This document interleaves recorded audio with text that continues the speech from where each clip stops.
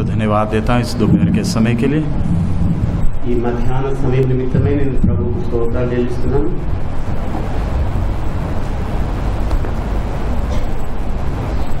सिखाए हुए विषय में यदि किसी को कभी भी कोई सवाल है कागज में लिख कर देना। మరి నేర్చుకున్న అంశంలో ఏమైనా సందేహాలు కానీ ప్రశ్నలు కానీ ఉంటే ఓ చీటి మీద రాసి మీరు పంపొచ్చు. क्योंकि ये बाइबल क्लास होने के कारण हर किसी को सवाल पूछने का पूरा आज़ादी है। ఇది బైబిల్ అధ్యయన తరగతి కనుక ప్రతి ఒక్కరికి కూడా ప్రశ్న అడగడానికి అవకాశం ఉంటుంది. लेकिन सवाल सिखाए हुए विषय से आना। అయితే వచ్చే ప్రశ్న మాత్రం నేర్పించబడిన అంశం మీద మాత్రమే ఆధారపడాలి. क्योंकि हम जो विषय सीख रहे हैं निकाल लीजिएगा इब्रानियों की पत्री మనం నేర్చుకున్న అంశం హెబ్రీయులకు రాసిన పత్రిక 5वां अध्याय 5వ అధ్యాయము उसका 11वां वचन हम देख रहे थे। 11వ వచనం నుండి మనం చూస్తూ వచ్చాము.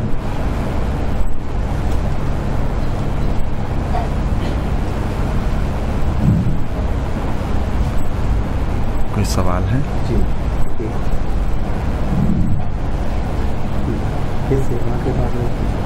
सेवा नहीं, वचन से संबंध जो पढ़ाया गया विषय से संबंधित कोई सवाल। మనం అధ్యయనం చేసిన అంశంలో నుండి ఏదైనా ప్రశ్న ఉంటే అడగండి. सब्जेक्ट के बाहर सवाल पूछेंगे हम विषय सीख नहीं पाएंगे। ఒకవేళ నేర్చుకున్న అంశానికి ఆవల మీరు వెళితే మిగతాది మనం నేర్చుకోలేం. इसलिए स्ट्रिक्टली सवाल सिखाए हुए विषय से संबंधित। అందుకే ఖచ్చితంగా మీరు అడిగే ప్రశ్న నేర్చుకున్న అంశం మీద ఆధారపడాలి. सो हम दोबारा पढ़िए इब्रानी 5 का 11। మరొక మాట చదువుకుందామండి. హెబ్రీయులకు రాసిన పత్రిక 5వ అధ్యాయం 11వ వచనం. ఇందును గూర్చి మేము చెప్పదలిసినవి అనేక సంగతులు ఉంటూ కానీ మీరు వినుటకు మందమైనందున వాటిని విషదపరచుటకు కష్టం. इधर उसका नेक्स्ट हम 12वां वचन पढ़ें। 12వ వచనం కూడా చూద్దాం. కాలమును బట్టి చూచితే మీరు బోధకులుగా ఉండవలసిన వారై ఉండగా దేవోక్తులలో మొదటి మూల పాఠములను ఒకడు మీకు మరలా బోధింపవలసి వచ్చేది. మీరు పాలు త్రాగవలసిన పసివారే గాని బలమైన ఆహారం తినువారు కాదు. इधर परमेश्वर का वचन कितने स्पष्ट रीति से हम एक से बात करता है। ఇక్కడ దేవుని యొక్క వాక్యం మన ఒక్కొక్కరితో ఎంత స్ఫటికంగా మాట్లాడుతున్నాం. हम पिछले सेशन में क्या सीखे थे? మనం గత విభాగంలో ఏం నేర్చుకున్నాం? मैं इस यीशु के पीछे क्यों निकला? నేను ఈ యేసు వెంట నడవడానికి ఎందుకు బయలుదేరాను? मेरे अंदर का इच्छा क्या है? నా లోపల ఉన్న ఆశ ఇష్టమేంటి? पर दुनिया किसके पीछे भाग रहा है? లోకస్తులందరూ దేని వెనకాల పరిగెడుతున్నారు? मैं बोलता हूँ मैं एक विश्वासी हूँ, కానీ నేనైతే ఒక విశ్వాసిని అంటున్నాను. लेकिन मेरा चाल चलन कैसे है? నా ప్రవర్తన తీరు ఎలాగుంది? मेरा सोच कैसा? నా ఆలోచన విధానం ఎలాగుంది? दुनिया हमें देख रही है। లోకమంతా మనల్ని గమనిస్తుంది. तो प्रभु बोलते वचन कहता है ये सीइंग ये आर डल ऑफ हियरिंग। మనం వాక్యంలో చూస్తున్నాం మీరు వినుటకు మందబుద్ధులై ఉన్నారు. यानी कितना भी वचन सिखाने से भी सीखने से भी समझ में नहीं आता। దాని అర్థం ఏంటంటే ఎంతగా చెప్పినా ఎంతగా నేర్పించినా ఆ వచనాన్ని విని కూడా పాటించని వారుగా ఉన్నారు. उसका कारण क्या है? దాని వెనకాల కారణం ఏంటి? मेरे अंदर अपना ही बहुत सारे इच्छाएं हैं। నా లోపల నా స్వంత అభిష్టాలు అనేవి చాలా ఉన్నాయి. बहुत सारे लोगों को खुद नहीं मालूम वो प्रार्थना में क्यों आते हैं। చాలా మందికి అసలు ప్రార్థన కొరకు ఎందుకు వస్తున్నారన్న సంగతే తెలియదు. डर के आते हैं భయంతో వస్తారు. क्योंकि जीवन में कुछ घटना हुआ, ఎందుకంటే జీవితంలో సంభవించినవి కొన్ని ఉన్నాయి. प्रभु के पास आ गए, ప్రభు చెంతకు వచ్చేసాం. प्रभु ने समस्या से हल कर दिया, ప్రభు ఆ సమస్యల నుండి మనల్ని విడుదల చేశాడు. इसलिए मैं प्रार्थना में आता हूँ। అందు నిమిత్తమే నేను ప్రార్థనకు వస్తాను. क्योंकि नहीं आऊँगा तो ఒకవేళ నేను రానట్లయితే शायद दोबारा मार पड़ेगा, లేనట్లయితే బహుశా మరలా దెబ్బతింటానేమో.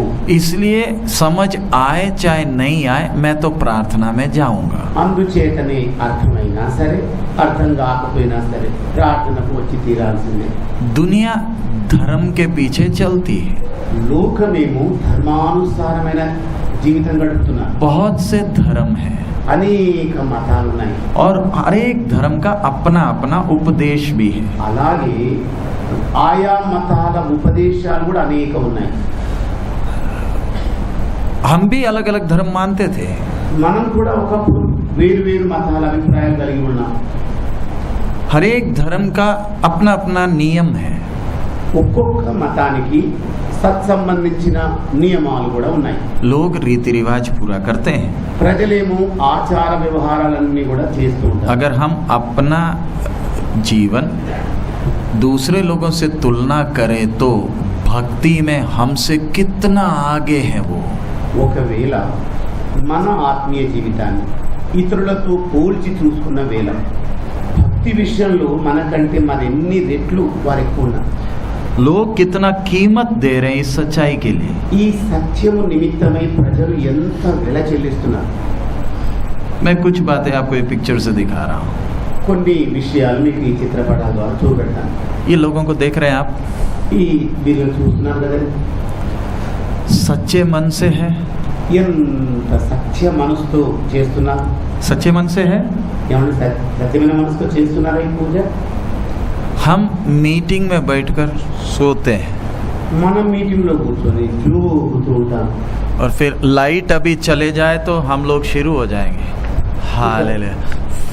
ఈ కరెంట్ పోయిందనుకోండి, మన కష్టం ఎట్లుంటుంది, ఊపడంలో ఉంటుంది. इन लोग వీళ్ళు చూడండి, आपको भी ऐसे खड़ा करें. మిమ్మల్ని కూడా ఇలా నిలబెడితే ఎలా ఉంటుంది? हमें नींद आता है, నిద్ర వచ్చేస్తుంది. इनको नहीं आता. వారికి అస్సలే రాదు. हम लोग को नीचे बैठने में मुश्किल है. నేల మీద కూర్చోవాలంటే ఎక్కలేని కష్టం. इनको देखा, వీళ్ళని చూసారా ఒకసారి? जैन लोग हैं, జైన్లు వీళ్ళు. मुंह में कपड़ा बांध कर चलते हैं. నోటికి మూత గుడ్డ కట్టుకొని బయలుదేరుతుంటారు. क्यों? ఎందుకని? कीड़ा अंदर नहीं जाना, అంటే క్రిమి కీటకాలు నోటిలో నుండి లోన పోకూడదు. मीट नहीं खाते हैं. మాంసం తినకూడదు. हम लोग को तो मीट नहीं खाया तो बीमार हो जाएगा. మనకు మాంసంతో ఉన్న ముక్క ముద్ద లేకపోతే అసలే పొద్దు గడవదు. मीट भी चाहिए, मछली भी चाहिए. మాంసము కావాలి, తోడుగా చేపలు కావాలి. इन लोग मुंह में कपड़ा बांध कर चल रहा है कि ये कीड़ा भी नहीं आना. ఈ నోటికి గుట్టడం పెట్టుకుని ఎందుకు వెళ్తున్నారు? క్రిమి కీటకాలు కూడా నోటికి రాకూడదు. अनपढ़ नहीं है, అవిద్య లేనివాడు కాదు. PhD पोस्ट ग्रेजुएट्स हैं. అంటే ఉన్నతమైన విద్య, PhD పట్టభద్రులైన వాళ్ళు. ये तो कपड़ा पहना हुआ जैन लोग हैं. వీరైతే వస్త్రములు ధరించుకున్న జైనులు. दूसरे हैं दिगंबर जैन. ఇంకొక వర్గం ఉంది, వాళ్ళని దిగంబర జైనులు అంటారు. वो बिल्कुल कपड़ा नहीं पहनता. ఈ మాత్రం బట్టలు లేకుండా ఉంటారు వాళ్ళు. क्यों? ఎందుకని? पागल है? ఏమన్నా నిజోలా? उनके पैसा नहीं है. వాళ్ళ దగ్గర డబ్బులు ఏమి లేవా? सड़क में बिना कपड़ा के पहन कर चलते हैं. రహదారుల మీద వస్త్రాలు ఏవి లేకుండా నడుస్తూ ఉంటారు. मैं तो गाड़ी में सफ़र करता हूँ. నేనేమో వాహనంలో ప్రయాణం చేస్తాను. उन लोग बस में भी नहीं चलते हैं. వారు బస్సులో కూడా ప్రయాణం చేయరు. नंगे पैर चलेगा. దిగంబర, పాదాలకు రక్షణ లేకుండా బయలుదేరతారు. ये झाड़ू मारते मारते चलते हैं. ఎదురుగా రోడ్డును ఊడ్చుకుంటూ వెళ్తారు. कपड़ा क्यों नहीं पहना? మరి వస్త్రాలు ఎందుకు ధరించుకోలేదు? दुनिया को त्याग दिया. అంటే లోకమునే త్యజించాము అన్నట్టు. हम विश्वासी, విశ్వాసమైన మనమేమో हमारा प्रार्थना क्या है? మన ప్రార్థన ఎలా ఉంటుంది? मुझे और क्या मिलेगा? ఇంకా నాకేం దొరుకుతాయి? अन्य जाति क्या बोल रहा है? అన్యజనులు ఏమంటున్నారు? मैं और क्या छोड़ना बाकी है शांति के लिए? శాంతి ప్రాప్తి కొరకు నేను ఇంకేమీ వదులుకోవాలి? आप बोलो, स्वर्ग में हम जाएंगे या ये जाएंगे? ఇప్పుడు చెప్పండి, ఇక పరలోకానికి వీరు వెళ్ళగలుగుతారా లేకపోతే మనం వెళ్ళగలుగుతారా? చెప్పు. हम सोचे स्वर्ग जाएगा. మనం ఏమనుకున్నాం? ఈ చేతులు బాగా ఊపుతూ ఉంటూ పరలోకానికి వెళ్ళిపోతాం అనుకుంటున్నాం. जाएगा. వెళ్ళగలమా? स्वर्ग का दरवाजा भी देखेगा. అసలు దాంట్లోకి ఎందుకు? గుమ్మ ద్వారమైన చూస్తాము. हमसे ज्यादा त्याग दुनिया करता है. మనకంటే అధికంగా త్యజించేవాడు లోకంలో ఉన్నప్పుడు जो चीज को छोड़ दिया हम उसको आशीष मानता। వాళ్ళు వదిలేసిన వాటిని మనం ఆశీర్వాదాలని భావిస్తున్నాం। वो कपड़ा छोड़ दिया, వాళ్ళు వస్త్రాలే త్యజించారు। हमारा प्रार्थना कपड़ा चाहिए। మన ప్రార్థన ఏంటి? మంచి బట్టలు కావాలి। दुनिया जिसको कचरा समझता है हमारे लिए वो मोती है। మరి లోకమేమో పెంటగా ఎంచింది, మన కంటికి ముత్యంలా కనబడుతుంది। देखा, చూస్తున్నారండి? भक्ति है, భక్తి ఉందంటారా? भीड़ को देखा, ఆ జన సమూహాన్ని చూడండి ఒకసారి। रथ को धक्का मारते हैं। రథాన్ని నెట్టుకుంటూ వెళ్తున్నారు। अगर आप में से किसी को बोले दोपहर का खाना का बर्तन सब धोना, तो మిమ్మల్ని కనుక ఈవేళ తిన్న పాత్రలు మధ్యాహ్నం కడగాలి అంటే ఎలా పెడతాం? మొహం कल आएगा। రేపు వస్తారని ఏమన్నా ఉందా? हाँ,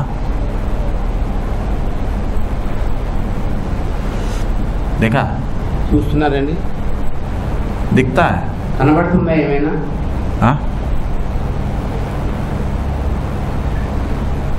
ये सब इतना पैसा खर्च कर कर ये सब क्यों ले लिया?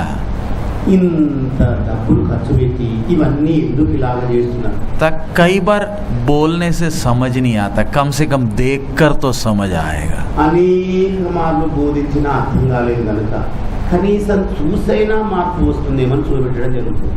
प्रचार कर कर कर हम थक गए। బోధించి బోధించి విసిగి వేసారడం జరిగింది। हालत ऐसे का तैसा है। ఇక పరిస్థితి చూస్తే యథా రాజ తథా ప్రజ। हमें घुटना में दर्द है, మనకు మోకాళ్ళలో నొప్పి, इनको వాళ్ళకి ఎలా ఉంది? दर्द नहीं है। ఏం నొప్పులు రావా? भक्ति है। భక్తి ఉందంటారా వాళ్ళు? हाँ, किसके सामने हाथ जोड़ा? ఎవరి ఎదుట చేతులు జోడించారు? हम बोलेगा इनको इनको ये पागल है। మనం వాళ్ళ వంక చూసి ఏమంటాం? పిచ్చోళ్ళలాగా ఉన్నారు। हम तो अक्लमंद है ना, మనం తెలివిగల వాళ్ళు కదా, है ना? అవును కదా? ये तो पागल है, వాళ్ళకి వెర్రోలే, हम तो बहुत अक्लमंद है। మనమైతే భలే తెలివి కలవాళ్ళ మేధస్సుతో కలిగిన వాళ్ళు। इसलिए प्रभु घर चाहिए, అందుకే అడుగుతాం కదా, ఇల్లు కావాలయ్యా, छोटा सा घर। చిన్న ఇల్లు అయ్యా। छोटा समस्या आ गया, చిన్న సమస్య ఎదురైంది, परमेश्वर के ऊपर गुस्सा। ఇక దేవుని మీదనే కోపం। ऐसे करेंगे तो कैसे रहेगा? ఇలా చేస్తూ వెళ్తే ఎలా ఉంటుంది? ठंडा बर्फ का पानी में बैठा, చల్లటి మంచు నీళ్ళల్లో కూర్చున్నాడు।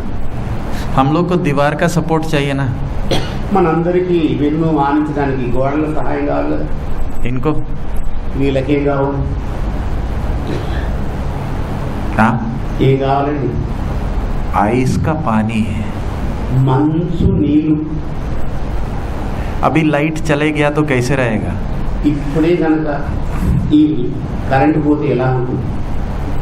फैन बंद करें? పంకాలు ఆపేద్దామా? हाँ, करें? చేద్దామంటారా?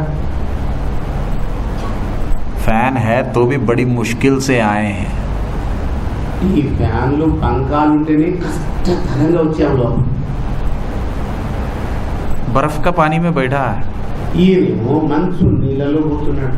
ताकि बारिश आने के लिए ఎందుకోసం? వర్షాలు రావాలన్న ఆశ। मंत्र जप कर रहा। మంత్రాలు చేపిస్తూ ఉన్నాడు। ये तो आप लोग देखा है ना, దీన్ని మీరు చూసే ఉంటారు కదా, మొన్న इन लोग रोते हुए करते हैं, ఏడుస్తూ ఇవన్నీ చేస్తారు వీళ్ళు। हंसते हुए नहीं, నవ్వుకుంటుగా, रोते हुए। ఏడుస్తూ। क्यों? ఎందుకని? साल में 10 बार ही पूजा करने का मौका मिलता సంవత్సరంలో 10 రోజులు పూజ చేయడానికి సమయం దొరుకుతుంది। और रोते हुए पानी में ले जाकर डुबाता ఆ తరువాత ఏడుస్తూ దాని నీళ్ళల్లో పారవేస్తారు। और फिर बोलते अगले साल फिर आना। ఏమంటారు వచ్చేటప్పుడు? మరలా వచ్చే సంవత్సరం రావాలి। पैर में चप्पल भी नहीं पहनता, పాదరక్షలు కూడా వేసుకో। कितना भक्ति है। ఎంత భక్తి అండి! हम लोग को మనమైతే हम तो बाइबल पढ़ना है तो भी चारपाई में पिल्लो लगाकर पढ़ेंगे। బైబిల్ పఠించాలన్నా మంచం కాదు, మంచం మీద తలదిండు కూడా కావాలి. और कभी कभी प्रार्थना करने के लिए प्रभु तेरे को तो सब मालूम है, हालेलुया। हाँ, కొన్నిసార్లు ప్రార్థన చేసే వేళ ఎలా ఉంటారు, ప్రభు నీకు అన్నీ తెలుసు కదా, ఒక ఆవలింత వేసి కూర్చుంటారు. देखा ना, हालेलुया। ఎలాగంటారు చూసారు? क्यों? ఎందుకండి? स्वर्ग देखेगा भी नहीं, भूल जाओ। పరలోకం తొంగి చూస్తున్న సంగతి మర్చిపోడు. अगर ऐसा सोने वाले को अगर प्रभु स्वर्ग ले गया ना, इनसे प्रभु को माफी मांगना पड़ेगा। ఈ నిద్రపోయే వాళ్ళను కనుక పరలోకానికి తీసుకెళ్తే దేవుడు వీరికి క్షమాపణ చెప్పాల్సి ఉంటుంది. आपका बाप इनका भी बाप है, మీ తండ్రి కదా, వారికి కూడా తండ్రి. वो न्यायी है, ఆయన న్యాయాధిపతి, सत्य का खोज में है। సత్యాన్వేషణలో ఉన్నారు. వీళ్ళు खाना खिला रहा, భోజనం తినబెడుతున్నారు. क्या सोचकर? ఏమి ఆశించి? ये भी परमेश्वर का कोई रूप है। ఇది కూడా దేవుని రూపమేనేమో. आग के ऊपर चल रहा, నిప్పుల మీద నడుస్తున్నారు. हम भी ऐसे करें, ఇలా చేద్దాం ఒకసారి చేసి. ऐसे आग का बनाकर फिर हम बोलेंगे मीरू हालेलुया हालेलुया बोलकर स्मर चलो, शारीरिकता पर जय मिलेगा, करेगा? ఇలాంటి అగ్ని కుంపటి తగిలించి హల్లెలూయా అనుకుంటూ మనం కూడా శరీరత్వం మీద చేయమొద్దుకొని నడదామా? हम लोग क्या बोलते हैं? మనం ఏమంటాం? हमारे साथ मुसीबत है, शारीरिकता फ्लैश के बारे में सीख लिया इसलिए ज्यादा पाप करता है। శరీరత్వమును గురించి ఎక్కువ నేర్చుకున్న దుస్థితి ఏంటంటే ఎక్కువ తప్పులు చేయడం జరుగుతుంది. फिर क्या बोलते हैं? మళ్ళా ఏమంటాం? चलना तो चाहते चल नहीं सकता, నడవాలన్న ఆశ ఉందయ్యా కానీ నడవలేకపోతున్నానయ్యా. जय पाने के लिए ऐसे 2 बार चलाएगा, शारीरिकता वश में आ जाएगा। జయం పొందుకోవడానికి ఇలాగ కనుక నడిస్తే శరీరత్వం మీద జయం పొందుకున్నట్టే. आएगा नहीं आएगा? వస్తుందంటారా లేదంటారా?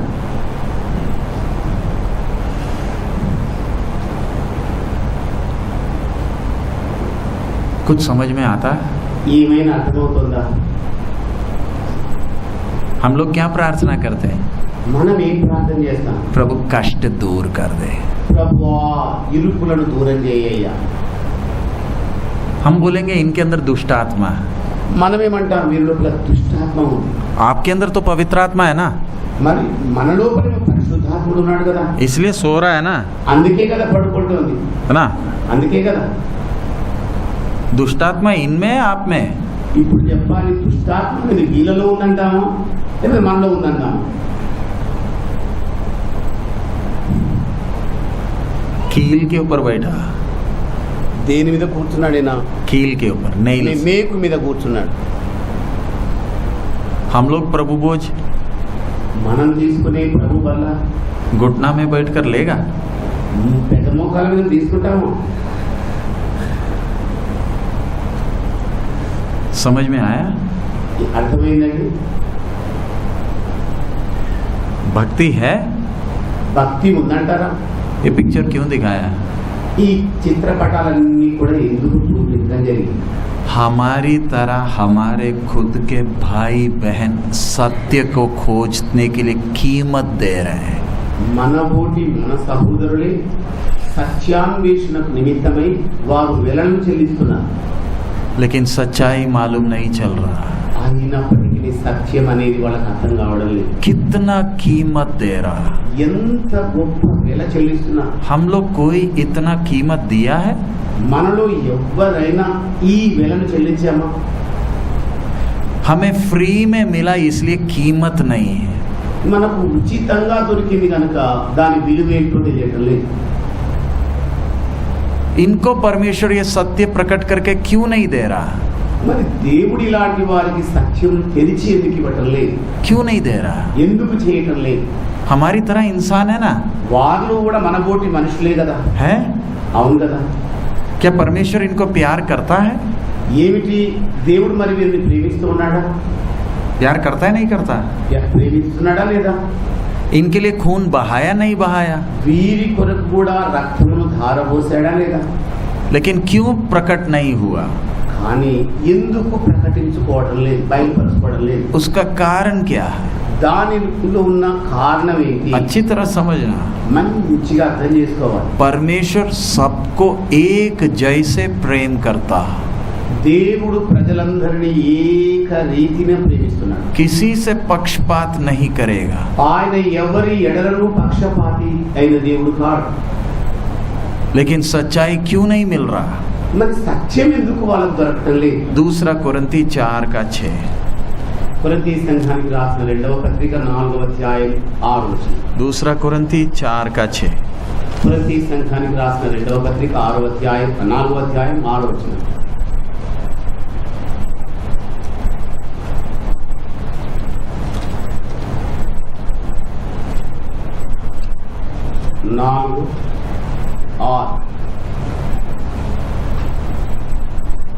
అంధకారములో నుండి వెలుగు ప్రకాశించునుగాక అని పలికిన దేవుడే తన మహిమను గూర్చిన జ్ఞానము యేసుక్రీస్తునందు వెల్లడిపరచుటకు మా హృదయములలో ప్రకాశించెను.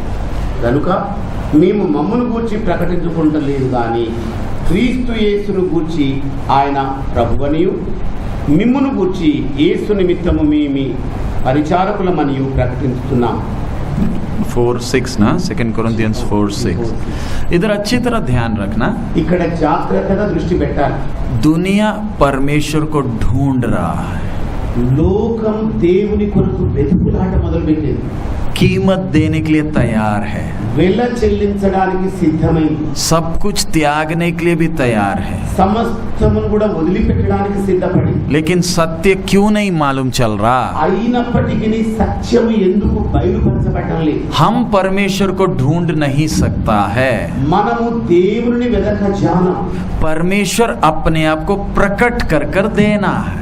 దేవుడే తన్ను తాను మనకు బయలుపరచుకోవాలి. समझ में आ रहा? అర్థమవుతుందండి? कोई भी इंसान खुद परमेश्वर को ढूंढ नहीं सकता है, ఏ ఒక్కరు కూడా తాము దేవుని వెదక జాలరు. परमेश्वर अपने आप को प्रकट कर कर देना है। దేవుడు తన్ను తానే ప్రత్యక్షపరచుకోవాలి. परमेश्वर किसको प्रकट कर कर देगा? మరి దేవుడు ఎవరికి తన్ను ప్రత్యక్షపరచుకుంటాడు? जिसके अंदर उसको जानने का भूख है।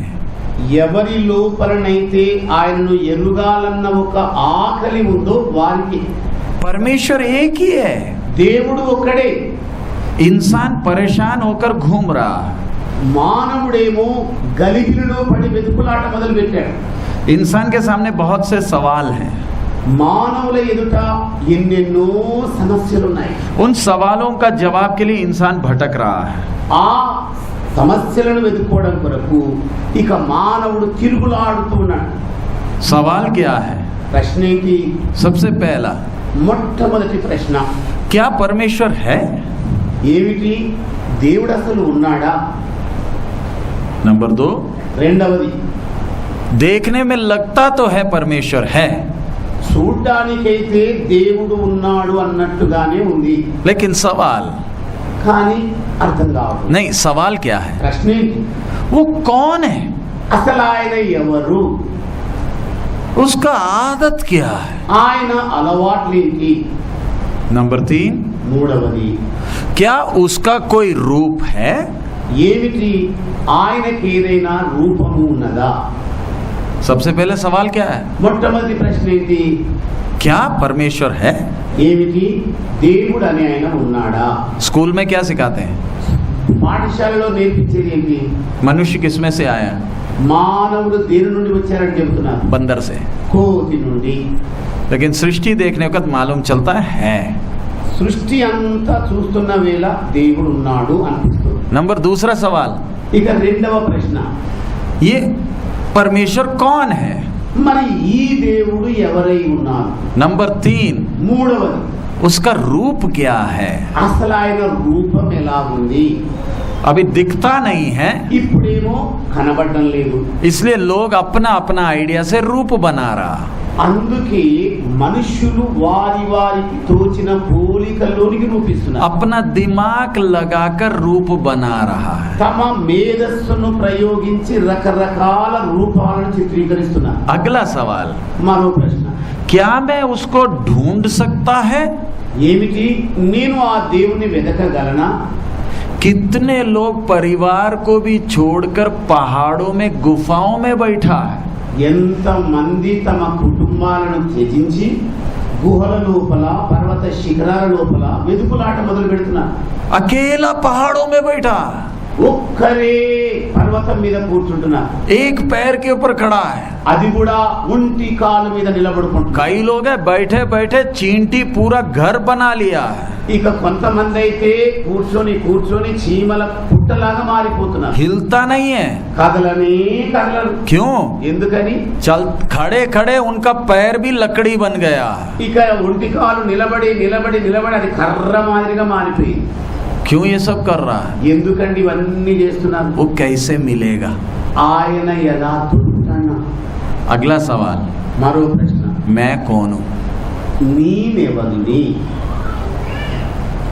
मैं कहां से आया? నేను ఎక్కడి నుండి వచ్చాను? मैं किसके लिए आया? నేను ఎవరి కొరకు వచ్చాను? मैं इधर से कहां जाएगा? నేను ఇక్కడి నుండి ఎక్కడికి వెళతాను? मेरा भविष्य क्या है? అసలు నా భవిత ఏంటి? इन्हीं सवालों के लिए इंसान भटक रहा है। ఈ ప్రశ్నల పరంపరలో మానవుడు తిరుగులాడుతూ ఉన్నాడు. क्या हुआ? ఏం సంభవించింది? इसी परमेश्वर को ढूंढ रहा है।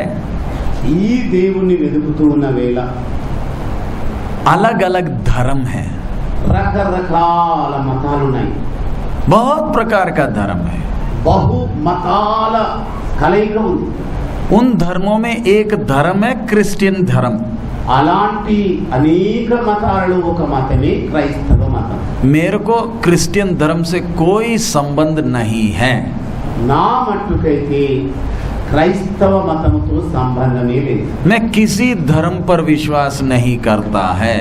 నేను ఏ మతం మీద కూడా నా విశ్వాసాన్ని ఉంచను. क्यों? ఎందుకని? धर्म इंसान बनाया, మతం అనేది మానవుడు సృష్టించింది. नियम इंसान बनाया। ఈ నియమాలు నిష్టలు కూడా మానవుడు సృష్టించినవి. जैसे पहले बताया, वो सवालों का जवाब धर्म के पास नहीं है। ఇలాగ వేసే ప్రశ్నలన్నింటికి మతంలో జవాబులే లేవు. मैं कुएं में पड़ा हूँ, నేనేమో బావిలో పడిపోయాను. मैं कुएं से निकलना चाहता हूँ। ఆ బావిలో నుండి బయట పడాలనుకుంటున్నాను. ऊपर कोई आया, పై నుండి ఒకరు వచ్చారు. मैंने बोला मुझे निकाल दो।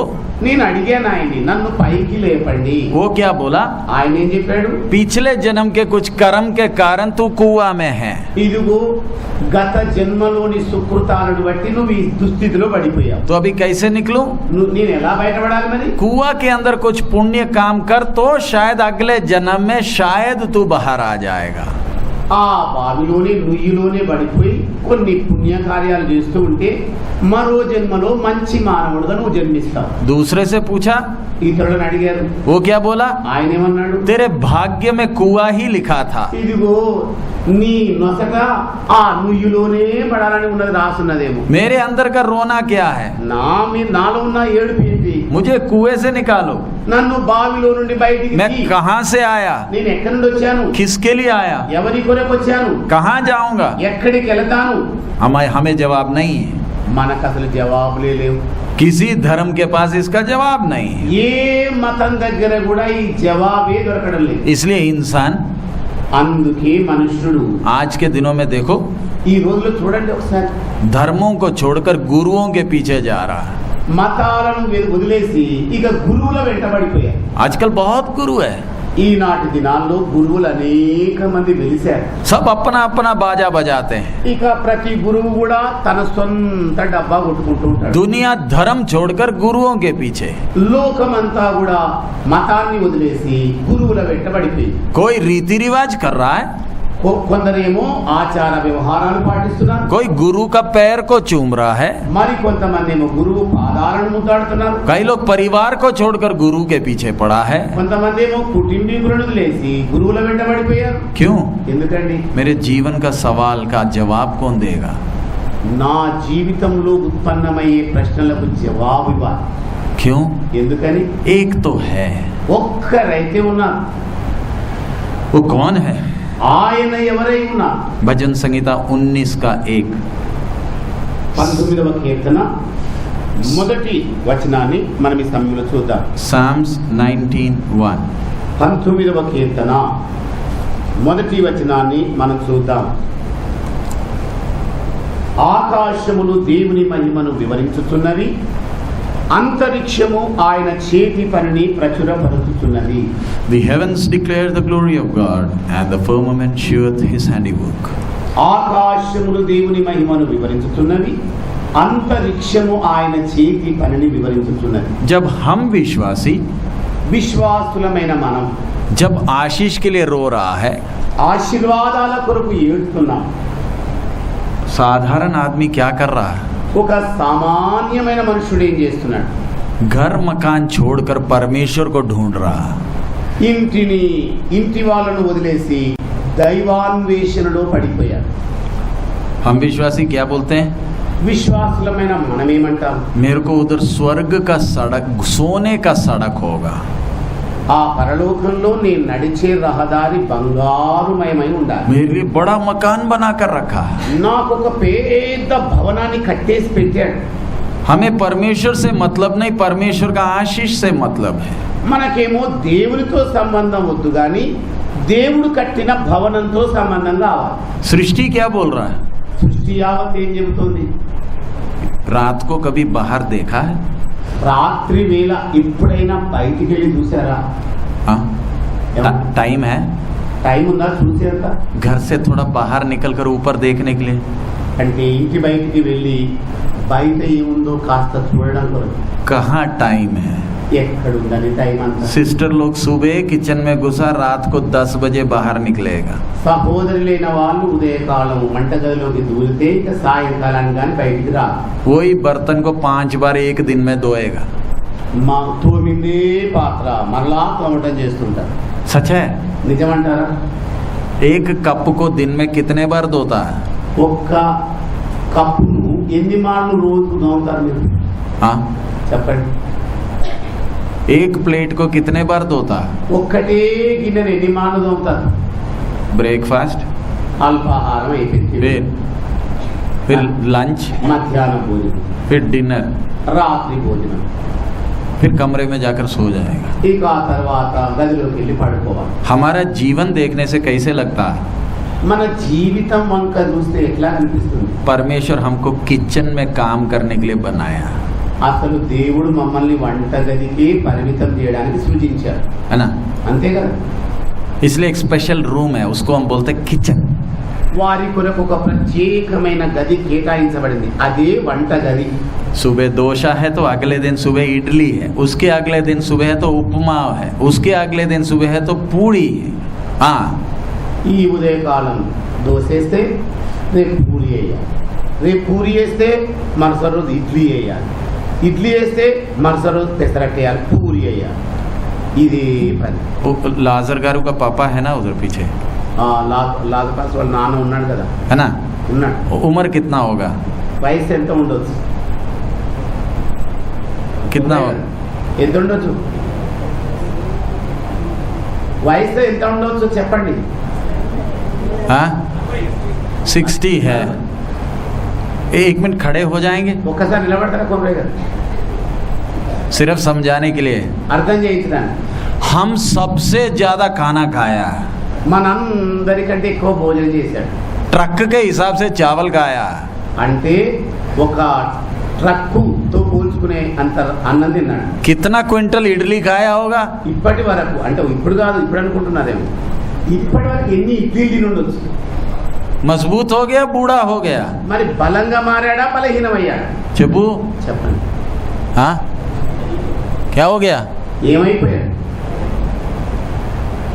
बैठ बैठ जाओ, बैठ. కూర్చోడు. समझाने के लिए बोला. అర్థం చేయడానికని నిలబెట్టారు. क्या हो गया? ఏం జరిగింది? इडली, डोसा, सांबार, रसम, चिकन, मच्छी खा खा कर सिमेट्री में जा रहा. అంటే ఇడ్లీ తిని, పూరి తిని, చేపలు తిని, మాంసం తిని, గుడ్లు తిని ఎక్కడికి వెళ్తున్నాడు? శ్మశాన వాటికి వెళ్తున్నాడు. तंदुरुस्त हो रहा है, कमजोर हो रहा है? ఆరోగ్యవంతుడు అవుతున్నాడా లేకపోతే బలహీనుడు అవుతున్నాడా? क्या हो रहा है? ఏమవుతున్నాడు? तो हमारा पूरा ध्यान किधर है? किचन. మన దృష్టి అంతా దీని మీద పడి ఉంది, వంటగది. सृष्टि क्या बोल रहा है? సృష్టి ఏమని చెబుతోంది? हे मनुष्य, ఓ మనుష్యుడా, तेरा बनाने वाला कितना महान है. నిన్ను సృజించిన దేవుడు ఎంత మహా ఉన్నతుడు. लेकिन हम किसके पीछे? మనం ఎవరి వెంట పడుతున్నాం? सुबह इडली खाकर ड्यूटी में गया, रात को आने का बेहोश होकर सोया है, जूता भी नहीं खोला, ऐसे का ऐसे सो के पूरा दिन काम किया. పొద్దున్నేమో ఇడ్లీ తినేసాడు, ఆఫీస్కి వెళ్ళిపోయాడు. పని చేసి వచ్చిన తర్వాత పడుకునే ముందు బూట్లు చెప్పులు తీయడానికి కూడా ఓపిక లేక గురుకు పెట్టి పడుకుంటున్నాడు.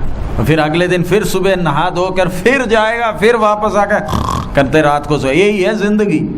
మరలా పొద్దున్నే లేస్తాడు, మరలా ఏదో తింటాడు, మరలా ఆఫీస్కి వెళ్తాడు, మరలా వస్తాడు, కొరక పెట్టి నిద్రపోతాడు. ఇదే జీవితం. और फिर बाद में ब्लड प्रेशर, ఇక ఆ తర్వాత చూసుకుంటే రక్తపోటు ఎక్కుతుంది, फिर उसके बाद डायबिटीज, ఆ తర్వాత చక్కగా చక్కెర వ్యాధి వస్తుంది, लाइफ इंश्योरेंस, ఆ తర్వాత జీవిత బీమాలు మొదలవుతాయి. है ना? అంతే కదా. ये सब क्यों? ఇవన్నీ ఎందుకు? वो बाहर जो कुक्का घूमता है, कुक्के को पूछो, ఈ బయట తిరుగుతుంది వీధిలో కుక్క, ఆ కుక్కను పట్టుకుని అడగండి, ब्लड प्रेशर है? కుక్క నీకు రక్తపోటు ఉందా, हाँ. डायबिटीज है? చక్కెర వ్యాధి ఉందా, इडली चाहिए, ఏమన్నా ఇడ్లీ తింటావా, इंश्योरेंस पॉलिसी लेगा, జీవిత బీమా తీసుకుంటావా? वो हमसे भी अच्छा सोता है. మనకంటే ఎంత మంచి నిద్రపోతుంది. हमें रात को नींद आता है? మనకు రాత్రి నిద్ర పడుతుందా? क्यों? ఎందుకని? क्या हो गया? ఏం జరిగింది? बिस्तरा है ना, అడక ఉంది కదా, नींद क्यों नहीं आ रहा? మరి నిద్ర ఎందుకు రావడం లేదు? हमसे अच्छा तो वो कुक्का है, మనకంటే శ్రేష్టమైంది కుక్కే కదా, उसको कोई टेंशन नहीं. దానికి ఏ ఆందోళన లేవు. हमारे पास सब कुछ है फिर भी टेंशन. మన దగ్గర సమస్తం ఉంటాయి, కానీ ఎప్పుడు చూసినా గందరగోళం, ఆందోళన. परमेश्वर हमें 4 पैर और एक मक्खी भगाने के लिए पूंछ देने से कितना अच्छा था. దేవుడు ఒకవేళ మనకి 4 కాళ్ళు ఇచ్చి ఒక పొడవైన తోక ఇచ్చి తోకతో ఈగలు కొట్టేటట్టుగా చేస్తే ఎంత బాగుండేదో. झगड़ा करने के लिए 2 सिंग भी लगाने से कितना अच्छा था. అలాగే పుడిచి పోట్లాట పెట్టుకోవడానికి 2 కొమ్ములు ఇస్తే బాగుండేది. अभी 32 दांत के अंदर एक रखा है, वो कितना खतरनाक है. 2 सिंग भी लगाने से पता नहीं क्या होना था. పళ్ళన్నీ ఊడిపోయాక బూజుపోయిన నోటికి ఇంకా 2 కొమ్ములు తగిలిస్తే ఎలా ఉండేదో. कैसे रहना था? ఎలా ఉండేది? जिंदगी क्या है? అసలు జీవితం అంటే ఏంటి? सृष्टि क्या बोल रहा है? సృష్టి ఏమని చెబుతోంది? परमेश्वर का महिमा को दिखा रहा है. దేవుని మహిమను అవి వివరించుతున్నాయి. मेरे को वो देखने के लिए टाइम नहीं है. నాకు చూడడానికి సమయం లేదు. मेरे को अभी घर जाना है. ఇదిగో ఇప్పుడు ఇంటికి వెళ్ళిపోవాలి. क्या करना है? ఏం చేయాలి? सोना है. పడుకోవాలి. सोकर क्या करना है? పడుకొని ఏం చేయాలి? ड्यूटी जाना. మరలా పనికి వెళ్ళాలి. ड्यूटी क्यों जाना? పనికి ఎందుకు వెళ్ళాలి? डोसा खाना. దోశ తినాలి. खाते खाते किधर जा रहा है? తింటూ ఎక్కడికి వెళ్తున్నాడు? बोलो, చెప్పండి. किधर जा रहा है? ఎక్కడికి వెళ్తున్నాడు? बोलो ना. మీరే చెప్పండి, కొంచెం నోరు తెరిచి. हाँ. అందరం ఎక్కడికి? पाउडर, क्रीम, परफ्यूम सब लगाया, किधर जा रहा है?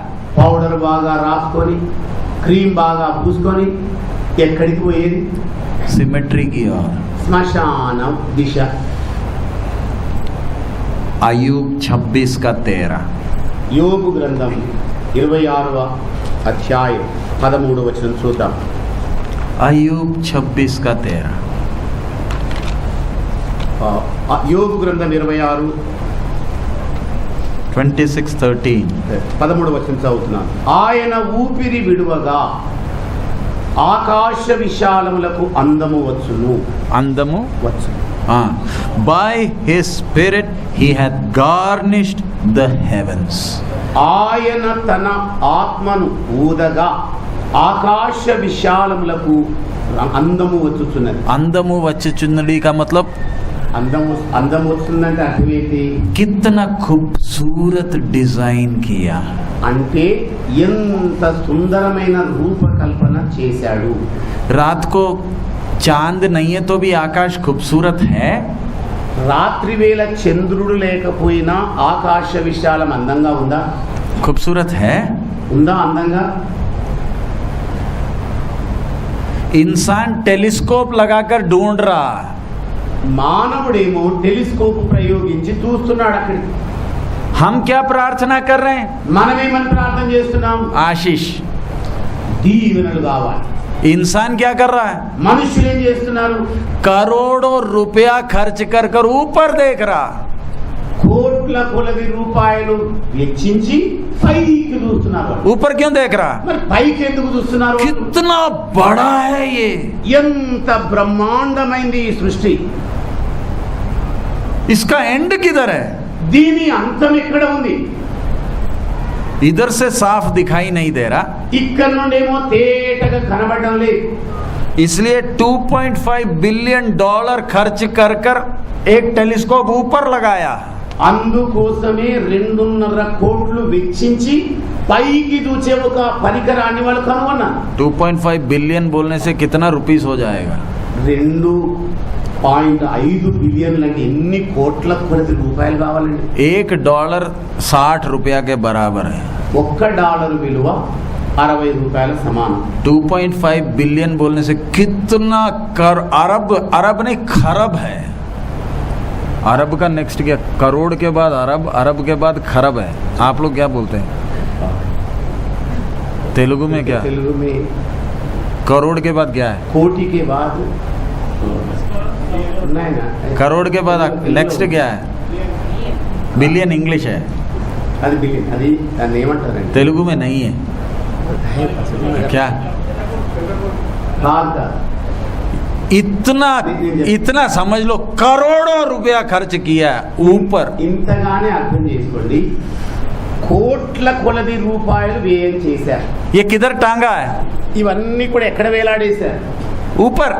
పైన. ये नीचे जो नीला दिख रहा है, క్రింద ఏ నీలపు రంగు అయితే కనబడుతుందో ये हमारा पृथ्वी है. అది మన భూమి.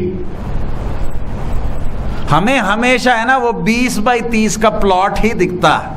మనకెప్పుడు కూడా మన కళ్ళకు 20x20 అనే నేల మాత్రమే కనబడుతుంది. भाई को तो कम से कम घर का बाहर दिखता है, सिस्टर को तो सिर्फ किचन ही दिखता. ఇక సహోదరుడికైతే బయటి ప్రపంచం కనబడుతుంది, కానీ సిస్టర్ గారికి అయితే వంటగదే కనబడుతుంటది ఎప్పుడు. जब मरेगा तो किचन के अंदर ही गड्ढा खोद कर उधर ही समाधि दे देंगे, ఇక ఒకవేళ చచ్చిపోతే ఆ వంటగదిలోనే ఆవిడ కంటికి ఇంపుగా సమాధి కూడా చేసేయాలి. क्योंकि पूरा उम्र तो उसी के अंदर था. ఎందుకంటే వయసంతా ఆవిడది ఆ వంటగదిలోనే గడిపింది. बाहर तो कभी गया ही नहीं है. బయటికి వెళ్ళిన దాఖలానే లేదు. ये काजीपेट में कितना बहन लोग होगा, उनको काजीपेट का बस स्टैंड किधर है मालूम नहीं है.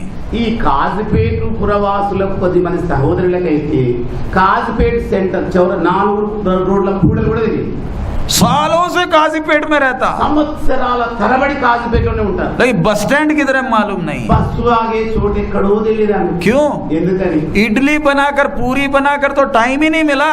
ఇడ్లీలు చేసి చేసి చేసి పూరీలు చేసి చేసి ఆ సమయం ఎక్కడ దొరికిందని करोड़ों रुपया खर्च किया. కోట్ల కొలది రూపాయలు ఖర్చు పెట్టారు. इतना सिर्फ नहीं, ఇంత మాత్రమే కాదు, 150 बिलियन डॉलर खर्च कर कर 23 देश मिलकर एक सिटी बनाया ऊपर. మరి 150 బిలియన్ల కోట్ల రూపాయలు వెచ్చించి ఒక పట్టణాన్ని కట్టారు వీళ్ళు. अभी हम जब इधर बैठा है, మనం ఇప్పుడు ఇక్కడ కూర్చుని ఉన్న వేళ ऊपर एक छोटा सिटी है, పైన ఒక చిన్న పట్టణం సిద్ధమైంది. उसके अंदर लोग रहते हैं. దానిలో ప్రజలు ఉంటున్నారు. क्यों? ఎందుకని? उधर क्यों रह रहा है? అక్కడ ఎందుకు ఉంటున్నారు? उधर से और ऊपर जाना, అంటే ఆ పై నుండి ఇంకా పైకి పోవాలని उतना खोज रहा. అంత వెతుకుతున్నారు వాళ్ళు. हम क्या प्रार्थना कर रहे हैं? మనం ఏం ప్రార్థన చేస్తున్నాం? प्रभु आशीष चाहिए, ప్రభు దీవించు, ఆశీర్వదించు, थोड़ा डब्बू चाहिए. ఇంకొన్ని డబ్బులు కావాలి. शहर देखा ऊपर? పైన ఉన్న పట్టణాన్ని చూస్తున్నారా? कौन बनाया? ఎవరు చేసింది? इंसान बनाया. మనుష్యుడు చేశాడు. परमेश्वर ने कहा है, దేవుడు అన్నాడు, तू ताराओं में घोंसला बनाएगा तो भी मैं तेरे को नीचे फेंकेगा. నీవు నక్షత్రముల లోపల నీ గూడు ఒకవేళ కట్టుకున్నా కూడా నేను అక్కడి నుండి నేను కిందికి పడద్రోస్తాను. हम इधर 20-30 का प्लॉट ढूंढ रहा है, इंसान ऊपर जाकर घर बनाकर बैठा. మనమేమో ఈ నేల మీద 20x20 స్థలం కొరకు వెతుకులాట మొదలు పెడితే ప్రజలేమో పైన పట్టణాన్ని కంటే ఇంకా పైకి పోవాలనుకుంటున్నారు. आपको किसी को मालूम है चांद में भी जमीन बिक रहा है? है। మీకు తెలుసా ఎవరికైనా చంద్రమండలంలో కూడా ప్లాట్లు అమ్ముతున్నారు? कितना लोग इधर पृथ्वी से उधर जमीन खरीद लिया, रजिस्ट्री भी कर कर बैठा है इधर। ఈ భూమి మీద ఉన్నవాళ్ళు ఎంతమంది చంద్రమండలంలో ఉన్న భూమిని కొనేశారు, రిజిస్ట్రేషన్ కూడా చేసేశారు. क्यों? ఎందుకని? ये पृथ्वी नाश होने वाला है, ఈ భూమి నాశనం కాబోతుంది, इसलिए उधर बनाकर बैठा। అందుకే అక్కడ కట్టుకొని కూర్చున్నారు. अभी उधर जाने का गाड़ी बनाने का कोशिश में लगा। ఇక ఇక్కడ నుండి అక్కడికి వెళ్ళే వాహనం ఎట్లా నిర్మించాలా అన్న వెతుకులాట్లో ఉన్నారు వాళ్ళు. इंसान खोज रहा, మనుష్యులు అన్వేషిస్తున్నారు. कितना बड़ा है आकाश मंडल, ఆకాశ విశాలం ఎంత పెద్దది. हमारा ये छोटा सा घर, మనదో చిన్న గృహం. हम जब इधर बैठा है घूम रहा है, మనం ఇక్కడ కూర్చున్నప్పుడు అదంతా తిరుగుతుందా లేదా? घूम रहा है, తిరుగుతుందా?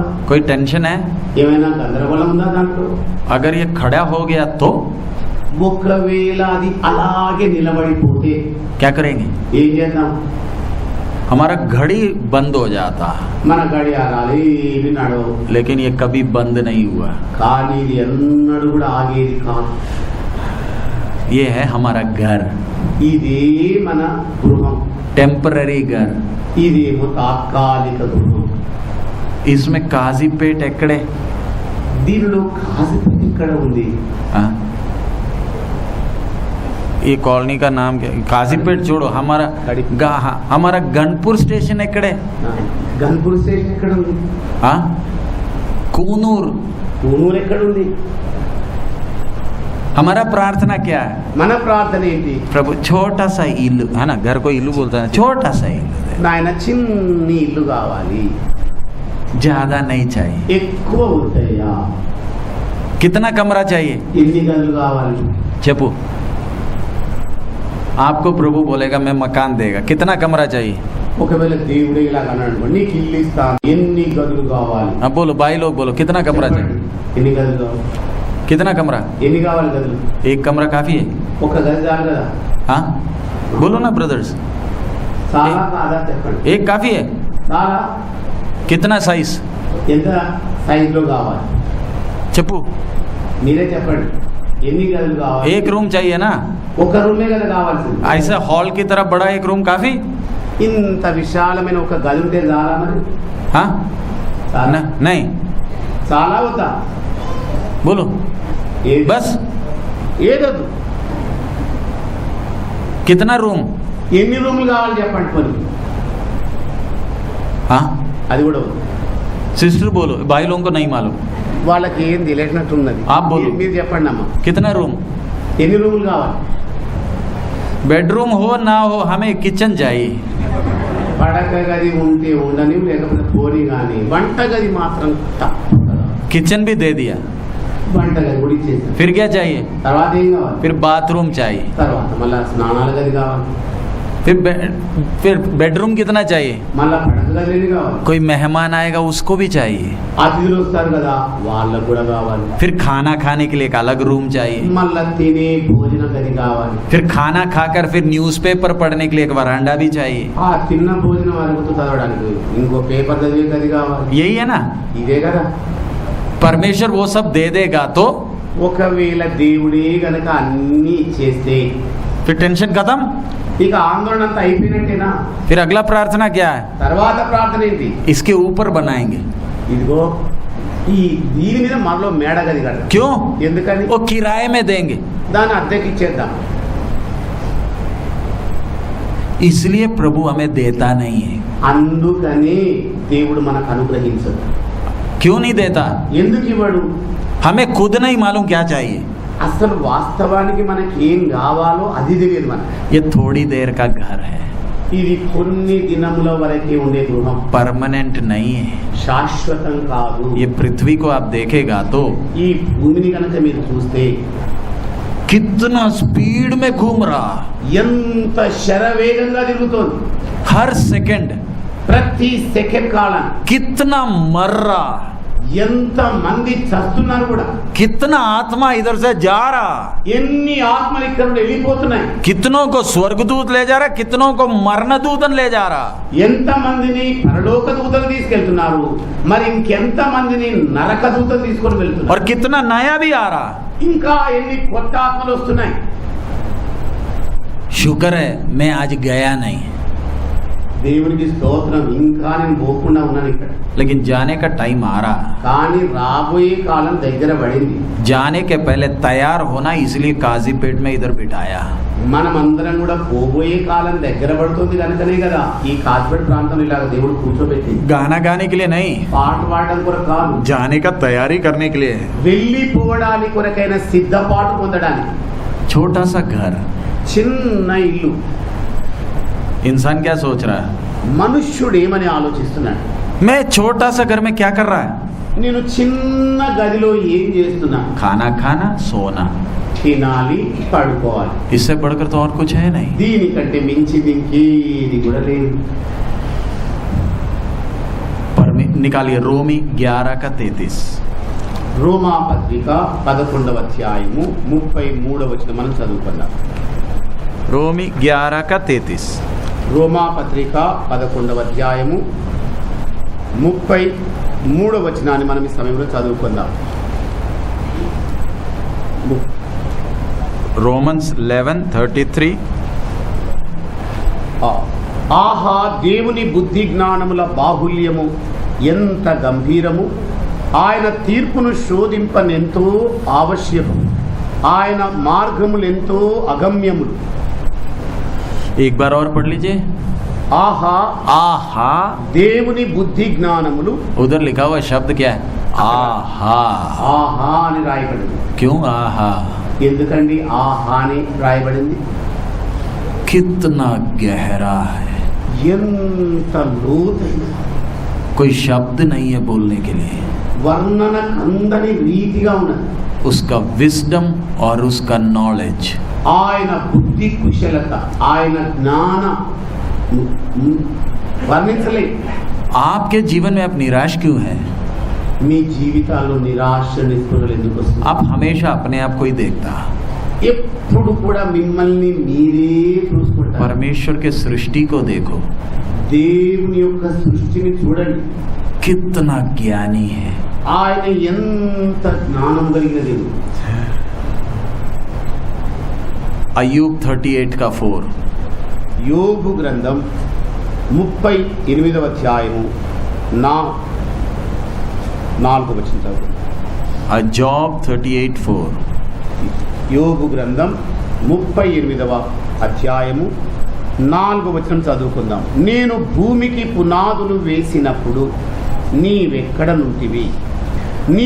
నీకు వివేకము కలిగి ఉన్నడలా చెప్పుము. जब मैंने पृथ्वी को बुनियाद डाला, मीरू किधर था? నేను భూమికి పునాది వేసిన వేళ నీవెక్కడ ఉన్నావు? हमारा प्रार्थना सुनने से हम क्या प्रार्थना कर रहा है? మనం చేసే ప్రార్థన వినేటప్పుడు ఎలాగుంటది అసలు? परमेश्वर का सृष्टि को जरा देखो. దేవుని యొక్క సృష్టిని ఒక్క మారు చూడండి. अभी जस्ट ये पिक्चर को देखो. చూడండి, ఈ చిత్రపటాన్ని కాస్త చూడండి. ये चीज देखा है कभी? దీన్ని ఎప్పుడైనా చూసారా? आंध्रा में दिखता है? ఆంధ్రాలో కనబడుతుందా? हाँ? కనబడు. आप लोग कलर करके टांगता है या अपने आप आता है? మీరేమైనా రంగులు పులిమి గోడ కాని వేలాడేస్తారా, లేకపోతే దాని అదే వస్తుందా? इसको देखने को तो आप क्या बोलते हैं? దీన్ని చూసి ఏమంటాం మనం? हमारे उधर क्या बोलते हैं? మన అక్కడ ఏమంటాం మనం? लोमड़ी का शादी है. నక్కల పెళ్లి జరుగుతుంది. जिस दिन बारिश के बाद धूप आया, ये देखा तो हम बोलते हैं लोमड़ी का शादी है. ఇదిగో వర్షం వచ్చేసింది, ఆ వెంటనే ఎండ కాస్తుంది, ఎండ పడబడగానే నక్కల పెళ్లి అవుతుంది. बारिश के बाद ना आता है? వర్షం తర్వాతనే కదా వచ్చేది. आता है. వస్తుందా లేదండి? दुनिया को नहीं मालूम, లోకానికి తెలియదు. लेकिन एक विश्वासी जब इसको देखता है, కానీ విశ్వాసులైన వాడు దీని వైపు उसका చూస్తాడు. आंख में आंसू भर जाता है.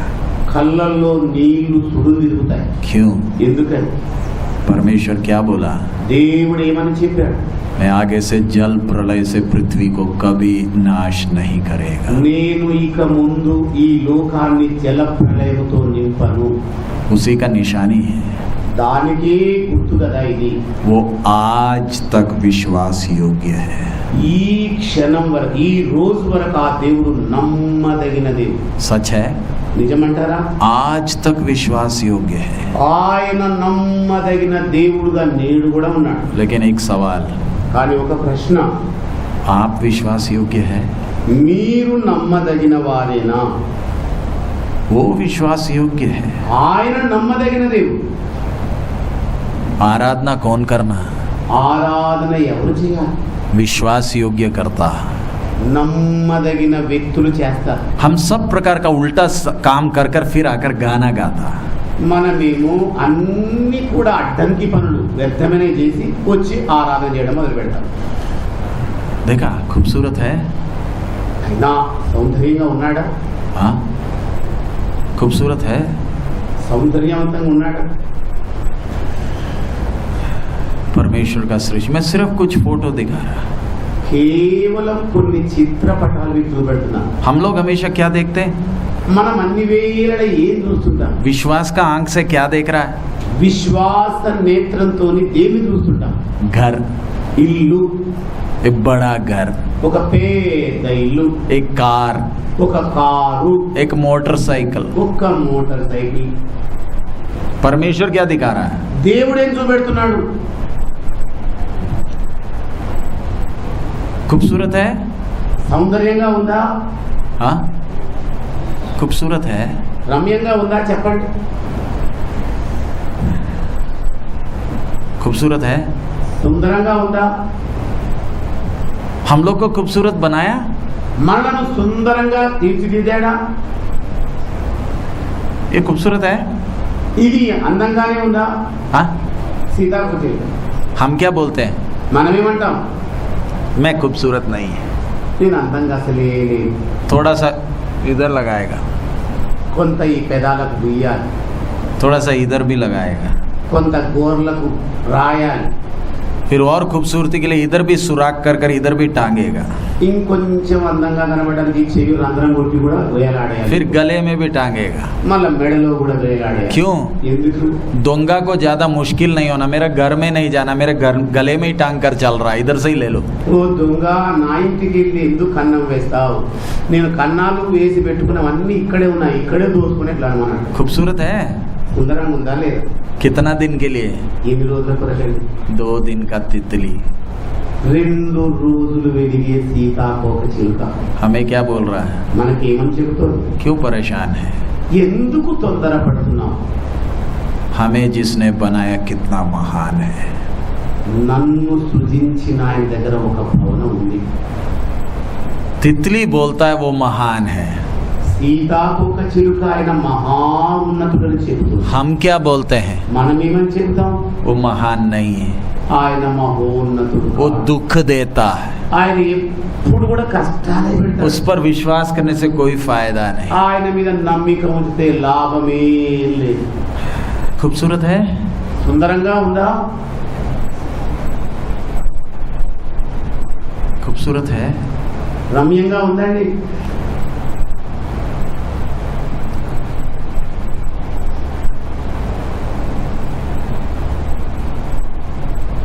कभी देखा? ఎప్పుడైనా చూసారా ఇలాంటి దృశ్యాన్ని? ये पेंटिंग है या असली है? ఇది ఏమైనా గీసిన పిక్చరా, చిత్రమా, లేకపోతే సహజ సిద్ధమైందా? असली है। సహజ సిద్ధమైంది. हम पेपर लेकर कलर घिसता है, परमेश्वर सृष्टि को बनाता। మనమేమో తెల్ల పేపర్ తీసుకొని దేవుడు సృష్టి చేశాడని అన్ని పుడుగుతుంటాం రంగులు, और बार बार रंग भी बदलता। తర్వాత రంగులు మార్చేస్తూ ఉంటాం. शक्ति है। ఉందా విద్యుత్తు? इतना समझ में आया? ఇంతవరకు ఏమైనా అర్థమైందా? लोग परमेश्वर को ढूंढ रहा। ప్రజలేమో పరమాత్ముని అన్వేషిస్తున్నారు. क्यों? ఎందుకని? क्यों मिल नहीं रहा है? ఎందుకు వారికి దొరకటం లేదు? रोमी 1 अध्याय, రోమిలకు రాసిన పత్రిక 1వ అధ్యాయము 18 से 20 तक। దానిలో 18 నుండి 20 వచనాల వరకు మనం చూద్దాం. रोमी 1 का 18 से 20। రోమిలకు రాసిన పత్రిక 1వ అధ్యాయము 18వ వచనం నుండి చదువుతున్నాను. దుర్నీతి చేత సత్యమును అడ్డగించు మనుషుల యొక్క సమస్త భక్తిహీనత మీదను దుర్నీతి మీదను దేవుని కోపము పరలోకము నుండి బయలుపరచబడుతున్నది. ఎందుకనగా దేవుని గూర్చిన తెలియశక్యమైనది ఏదో అది వారి మధ్య విషదమై ఉన్నది. దేవుడు అది వారికి విషదపరచెను. ఆయన అదృశ్య లక్షణములు అనగా ఆయన నిత్య శక్తియు దేవత్వమును జగదుత్పత్తి మొదలుకొని సృష్టింపబడిన వస్తువులను ఆలోచించుట వలన తేటపరుచున్నది గనుక వారు నిరుత్తరులై ఉన్నారు. 21. మరియు వారు దేవుని తెలిసియు ఆయనను దేవునిగా మహిమపరచలేదు, కృతజ్ఞతాస్తుతులు చెల్లింపను లేదు గాని తమ వాదముల యందు వ్యర్థులైరి. इधर ध्यान से समझना. ఇక్కడ జాగ్రత్తగా అర్థం చేసుకోవాలి. हमने पहले वो पिक्चर्स देखे ना, लोग परमेश्वर को ढूंढ रहा. మనం ఇంత క్రితంలో చిత్రపటాలు చూసాం కదా, ప్రజలందరూ కూడా దేవుని అన్వేషిస్తున్నారు. उनको क्यों नहीं मिल पा रहा? వాళ్ళకి ఎందుకు దొరకటం లేదు? इधर साफ लिखा है. ఇక్కడ స్పష్టంగా రాయబడింది. 20वां आयत क्या लिखा है? 20వ వచనం ఏమని చెబుతోంది? 20th वर्स क्या लिखा है? 20వ వచనం ఆయన అదృశ్య లక్షణములు. ఆయన అదృశ్య లక్షణములు.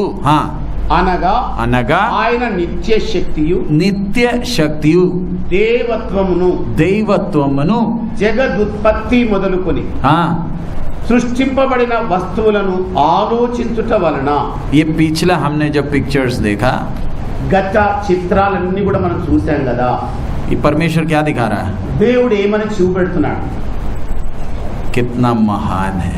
ఆయన ఎంత మహోన్నతుడు. दिखा रहा है नहीं दिखा रहा? ఏమండి ఇవన్నీ చూపెడుతున్నాయి అంటారా లేదంటారా? पिक्चर में कुछ दिख रहा? చిత్రాలలో ఏమైనా కనబడుతుందా? अपना शक्ति दिखाया, ఆయన తన శక్తిని బయలుపరుస్తున్నాడు. अपना समझ दिखाया, ఆయన జ్ఞానమును ప్రత్యక్షపరుస్తున్నాడు. ये सब देखने के बाद भी ఇవన్నీ గాంచిన తర్వాత उसको परमेश्वर समझकर आराधना जब नहीं किया, ఆయన దేవుడని ఆరాధన చేత మహిమపరచకపోతే क्या कर दिया? ఏం చేశాడు? जान से नहीं मारा, ప్రాణం తీసేయడు. उनको उनके हाल में छोड़ दिया. వారిని వారి మానాన వదిలేస్తాడు. परमेश्वर क्या किया? దేవుడు ఏం చేశాడు? परमेश्वर का काम देखने के बाद भी దేవుని సమస్త కార్యములన్నీ వీక్షించిన తర్వాత కూడా उसको परमेश्वर समझकर जब आराधना नहीं किया, ఆయనే దేవుడని ఆరాధన చేయకుండా ఉంటే, नहीं परमेश्वर समझकर आराधना नहीं किया, దేవుడని ఎరిగి కూడా ఆరాధన చేయకుండా ఉంటే क्या कर दिया? ఏం చేస్తాడు? इच्छा में छोड़ दिया. మీ స్వయిష్టానికి ఆయన వదిలేస్తాడు. इसलिए आज भटक रहा. అందుచేతనే మానవులు ఇక్కడ అక్కడ తిరుగాడుతున్నారు. इतना भक्ति कर रहा. ఇంతగా భక్తి చేస్తున్నారు. हम विश्वासियों को भी देखो, మన విశ్వాసుల వైపు కూడా చూడండి ఒకసారి. हम कई बार अपने आप को विश्वासी बोलते हैं. మనలను మనమే విశ్వాసులమని చెప్పుకుంటాం. सिर्फ हम विश्वासी नहीं है, కేవలం మనమే కాదు విశ్వాసులం, पूरा दुनिया विश्वासी है. లోకస్తులందరూ కూడా విశ్వాసులే. हमसे भी अच्छे विश्वासी हैं. మనకంటే కూడా అధికమైన విశ్వాసం కలిగి हम विश्वासियों से अच्छे तो भूत प्रेत है, वो हमसे भी अच्छा विश्वासी है. నేను అంటున్నాను, మనకంటే కూడా మంచి విశ్వాసం కలిగినవి భూతాలు ప్రేతాలు కూడా. वचन में है ना, వచనాల్లో ఉన్నది కదా. अगर विश्वासी स्वर्ग में जाएगा तो कौन जाएगा? ఒకవేళ విశ్వాసే గనక పరలోకంలో ప్రవేశిస్తే ఎవరు వెళ్తారు? कौन घुसेगा? ఎవరు వెళ్ళాల్సింది? हाँ, स्वर्ग विश्वासी के लिए अगर परमेश्वर बोलेगा तो सारे भूत प्रेत उधर होगा, हम सब नरक में होगा. విశ్వాసులైన వాళ్ళు పరలోకంలో ప్రవేశిస్తారంటే మనకంటే ముందుగా దెయ్యాలన్నీ అక్కడ తిష్ట వేస్తాయి, మనం మరో చోటికి వెళ్ళాల్సింది. हम विश्वासी बोलकर हाँ कर रहा है, మనమేమో విశ్వాసులమని చెప్పి అమాంతంగా ఆవలించేస్తాం. वो क्या कर रहे हैं? అవే చేస్తున్నాయి, वो कांपते हैं. అవేమో భయముతో వణుకుతూ ఉన్నాయి. परमेश्वर समझकर जब उसको आराधना नहीं किया, దేవుడని ఎరిగి ఆయన ఆరాధన చేయనట్లయితే परमेश्वर जान से नहीं मारा, దేవుడు ప్రాణముతో చంపడు. क्या किया?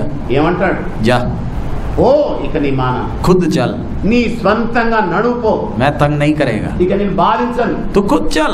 నీకు నీవే నడిచివైపో. चलते चलते क्या हो गया? నడిచి నడిచి ఏం జరిగింది? नींद भी नहीं आ रहा। నిద్ర కూడా పట్టడం లేదు. हम विश्वासी बोलते हैं మనం విశ్వాసులం కదా, ఏమంటాం? मैं स्वर्ग जा रहा। నేను పరలోకానికి వెళ్ళిపోతున్నా. अविश्वासी से भी हालत हमारा खराब है। అవిశ్వాసి కంటే మన పరిస్థితి అధ్వాన్నంగా తయారైంది. मसीह जगत को देखो, క్రైస్తవ లోకాన్ని చూడండి. वो बोलते हैं हम क्रिश्चियन हैं, మేము క్రైస్తవులం, यीशु के पीछे चलते हैं। యేసు వెంట నడుస్తున్నాం. क्रिश्चियन धर्म किसी को नहीं बचाएगा। క్రైస్తవ మతము ఎవరిని కూడా రక్షించలేదు. बाकी धर्मों से भी गया गुजरा एक धर्म है ये। అన్ని మతాల కంటే అతి నిమ్నమైన మతము క్రైస్తవ మతం. समझ में आया? అర్థమవుతుందా? बाकी धर्मों को फिर भी परमेश्वर का भय है, ये क्रिश्चियन रिलीजन को परमेश्वर का भी डर नहीं। ఆ ఇతర మతాల అనేకులకేమో దేవుని భయం ఉన్నది, కానీ క్రైస్తవ మతానికి చెందిన వారికి అసలు భయం అంటూనే లేదు. कोई भी सिटी का माना हुआ गुंडे के गले में क्रॉस होगा, ఏ పట్టణంలో ఉన్న గుండా మెడలో కూడా సిలువ వేలాడుతూనే ఉంటది. कोई जॉन होगा, कोई डेविड होगा, माना हुआ गुंडा। అంటే ఆయన పేరు యోహాన్ అని పెట్టుకుంటాడు, ఇంకొక ఆయన దావీద్ అని పెట్టుకుంటాడు, या सैमसन होगा, లేకపోతే సంసోన్ అని పెట్టుకుంటాడు. बड़ा मूंछ वाला सैमसन। బాగా మిలిదిరిగిన మీసాల సంసోన్. आपको देखे बोले प्रेज द लॉर्ड, ఏమంటాడు మిమ్మల్ని చూసి? Praise the lord brother. दुनिया भी डरता। లోకం కూడా భయపడుతుంది. क्यों? ఎందుకని? इसको परमेश्वर का भी डर नहीं है। ఈయనకు అసలు దేవుని భయమే లేదు. बोलने का मतलब, చెప్పడానికి అర్థం ఏంటంటే, परमेश्वर किसको प्रकट करके देगा? దేవుడు ఎలాంటి వారికి తన్ను ప్రత్యక్షపరుచుకుంటాడు? सबको नहीं।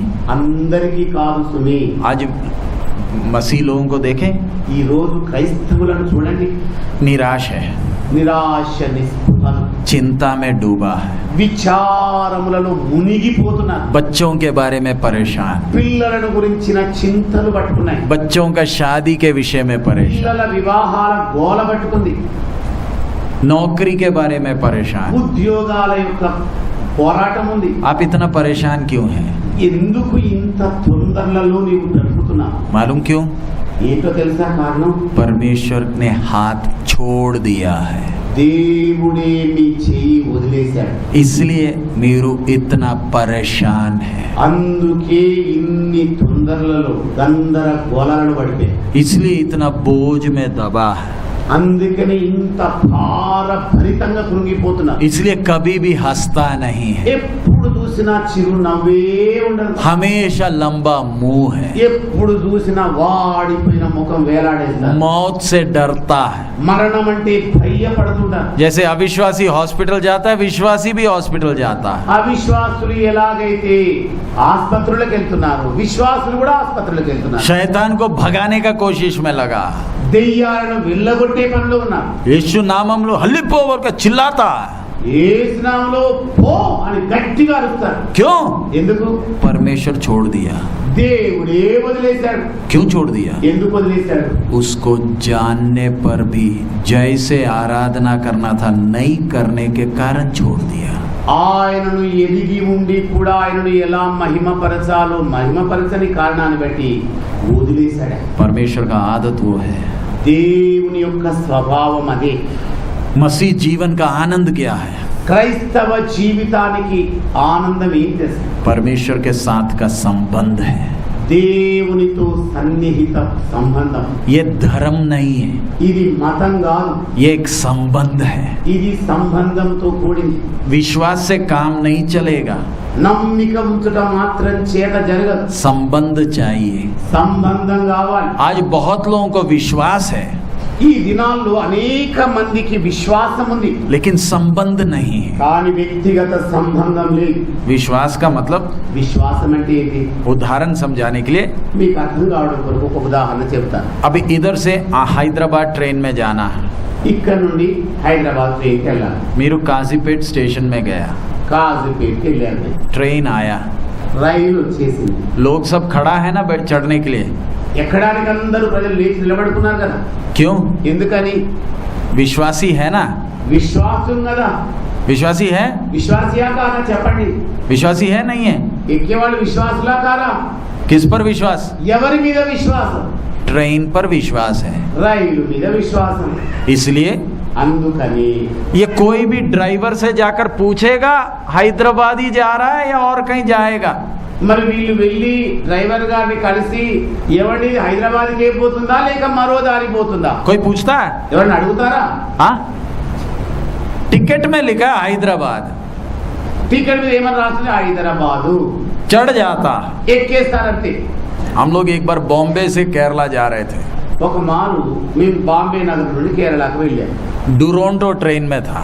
దురంతో అనే ట్రైన్ లో ఉన్నాం. वो कहीं रुकता नहीं है। అది ఎక్కడ కూడా ఆగేది కాదు. एक बार बॉम्बे से चला तो अगला फाइनल स्टॉप केरला में एर्नाकुलम है। బాంబేలో మొదలెడితే కేరళలో ఎర్నాకులం దగ్గర ఆగుతుంది. इसलिए आप लोग रेलवे स्टेशन में जाने का कोई भी ट्रेन में चढ़ना नहीं, पहले पूछ लो ये ट्रेन कौन सा है। అందుకే మీరు ఎప్పుడైనా రైలు ఎక్కేటప్పుడు వెళ్ళి ఇది నిజంగా మీరు అనుకున్న గమ్యానికి వెళ్తుందా లేదా అని డ్రైవర్ గారిని అడగాలి. ये ट्रेन एक स्टेशन में पानी भरने के लिए रुका। ఒకసారి ఈ ట్రైనే నీళ్లు నింపుకోవడానికన్నా ఆగింది ఒక స్టేజ్ దగ్గర. हम उसी कोच में हैं। మేము అదే బోగిలో ఉన్నాం. एक माताजी पेशाब करने के लिए ट्रेन में चढ़ा। ఒక అమ్మనేమో మూత్రానికి అని చెప్పేసి ట్రైన్ ఎక్కేసి वो सोचे अभी बाहर निकल जाएंगे।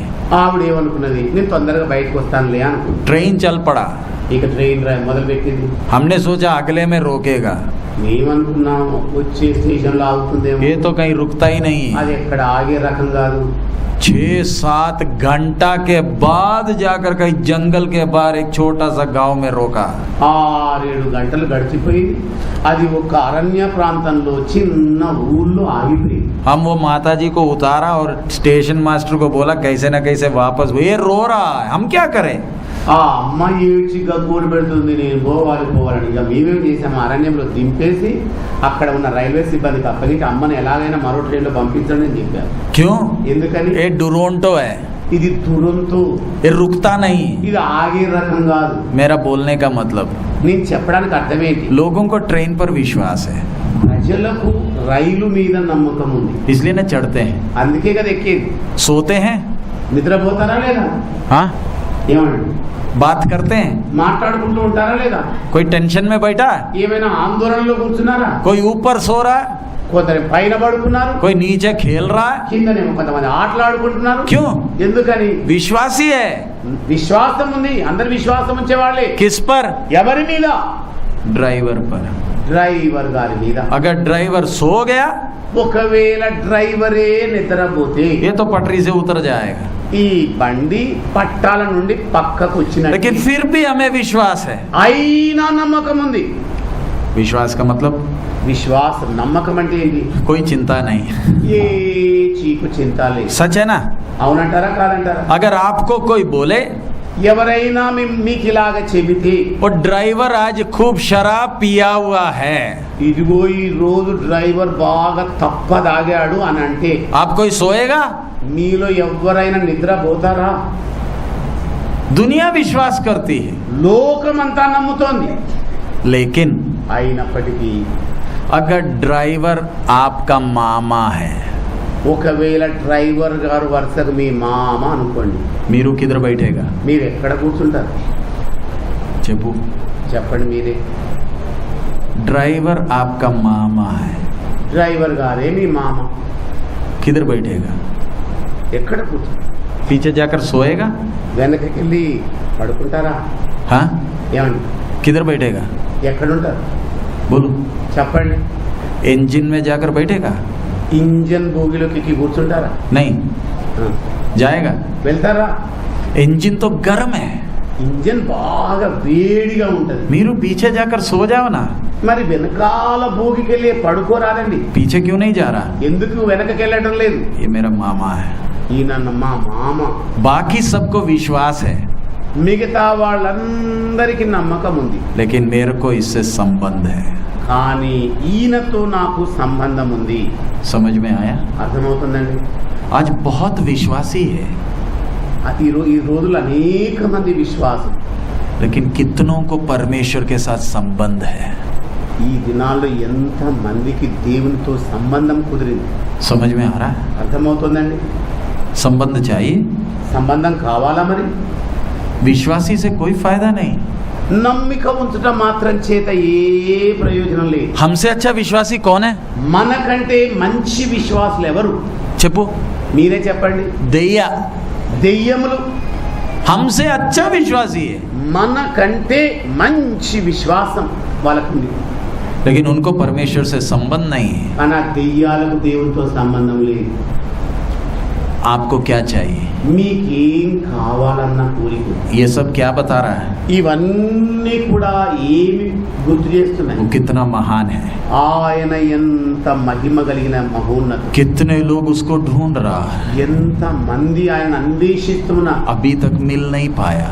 ఇప్పటి వరకు వాళ్లకు దొరకనే లేదు. क्यों? ఎందుకని? अंदर का इच्छा क्या है? లోపల ఉన్న కోరిక ఏమిటి? अपना इच्छा. తమ స్వంత ఇష్టం. इसलिए परमेश्वर अपने आप को प्रकट नहीं कर रहा. అందుకనే దేవుడు అలాంటి వారికి తన్ను బయలుపరచుకోవడం లేదు. प्रभु का मर्जी अगले सेशन में हम देखेंगे परमेश्वर अपने आप को हमें प्रकट कर कर क्यों दिया. దేవుడి చిత్తమైతే వచ్చే విభాగంలో దేవుడు ఎందుకొరకు ఆయనను మనకు ప్రత్యక్షపరచుకున్నాడన్న సంగతిని విందాం. अभी हम प्रार्थना करने जा रहे हैं. ఇప్పుడు మనం ప్రార్థన చేయబోతున్నాం. ब्रेक लेंगे. చిన్న విరామం తీసుకుందాం. किसके लिए? దేనికోసం? पानी पी लो, నీళ్లు తాగండి, थोड़ा आगे पीछे चल लो, కొంచెం అటు ఇటు నడవండి, फिर आकर बैठो. మరలా వచ్చి కూర్చోండి. हम क्या प्रार्थना करने जा रहे हैं? ఏం ప్రార్థన చేయబోతున్నాం? आपने वो पिक्चर देखे? మీరు ఆ చిత్రపటాలన్నింటినీ కూడా చూశారు కదా. कितना लोग भक्ति कर रहे हैं, ఎంత మంది భక్తి చేస్తున్నారు, फिर भी परमेश्वर को नहीं पाया. అయినప్పటికీ వారు దేవుని కనుగొనలేకపోతున్నారు. क्यों? ఎందుకని? अंदर का इच्छा कुछ और है, లోపల ఉన్న అభీష్టం వేరుగా ఉంది. इसलिए परमेश्वर को जान नहीं पा रहा. అందుకే వారు దేవుని తెలుసుకోలేకపోతున్నారు. हमसे परमेश्वर पूछने वाला सवाल, మనల్ని దేవుడు అడిగే ప్రశ్న ఏమి? संबंध चाहिए సంబంధం కావాలా, या विश्वास करके तृप्त है? లేకపోతే నమ్మిక మాత్రం నుంచి తృప్తి పడతావా? परमेश्वर का शक्ति हम देख रहे हैं, దేవుని యొక్క శక్తి ఏంటో మనం చూస్తున్నాం. उसका सामर्थ्य कितना महान. ఆయన శక్తి మత్యం ఎంత గొప్పదో మనం చూస్తున్నాం. आइए हम प्रार्थना करें. మనం రండి, మనం ప్రార్థన చేసుకున్నాం. हालेलुया. हमारे छोटा पृथ्वी, మన చిన్న భూమి जो कुछ चाहिए सब कुछ दिया है. ఏవేవి కావాలో సమస్తము కూడా ఆయన ఇచ్చేశారు. चिंता करने का जरूरत नहीं. విచారపడవలసిన అవసరం లేదు. हालेलुया. लोग कितना भक्ति कर रहा है, ప్రజలు ఎంత భక్తి చేస్తున్నారు. प्रभु हमारा समझ को खोला है. దేవుడు మన బుద్ధిని తెరిచాడు. क्यों?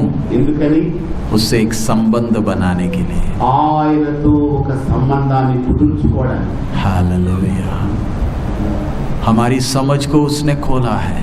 మన అర్థం చేసుకునే దాన్ని దేవుడు తెరిచేశాడు. अगर नहीं खोला होता तो ఒకవేళ ఆయన తెరవనట్లయితే हमारा स्थिति क्या होना था. మన పరిస్థితి దుస్థితి ఎలా ఉంది? हालेलुया. धन्यवाद हो प्रभु, धन्यवाद हो, स्तुति हो, स्तुति हो, स्तुति हो.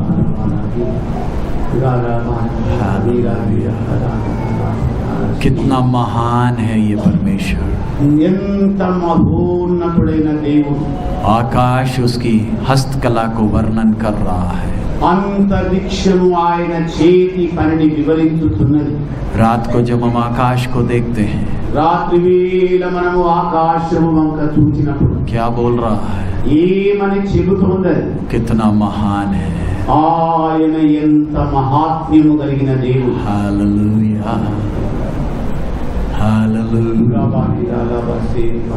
धन्यवाद, धन्यवाद,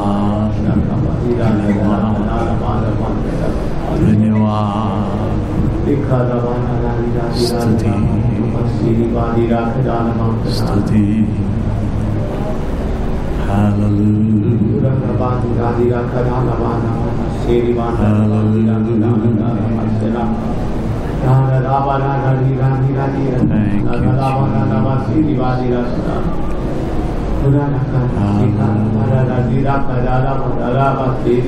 वो आराधना के योग्य है.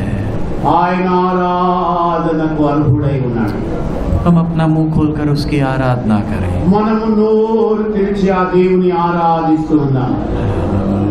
रावधारी रधिराज रवसेरी मधिरकर लकर लवस धन्यवाद युवपांडर रधिराज लवाल वसेरी बालिकालस रारा रमाधिराज लकाल वास्तवन नाधिरा उरार बार राधि राधा राधा धीरा धीरा राधा नवाल करसे नवाल धीरा धरा नमस्ते बांधर बाधिरा धरा धरा नमस्ते उरर करा धीरा धीरा नवाल वाल रासना धीरा धरा नमस्ते सिखारा नमस्ते राधि राधा रमान काल राधि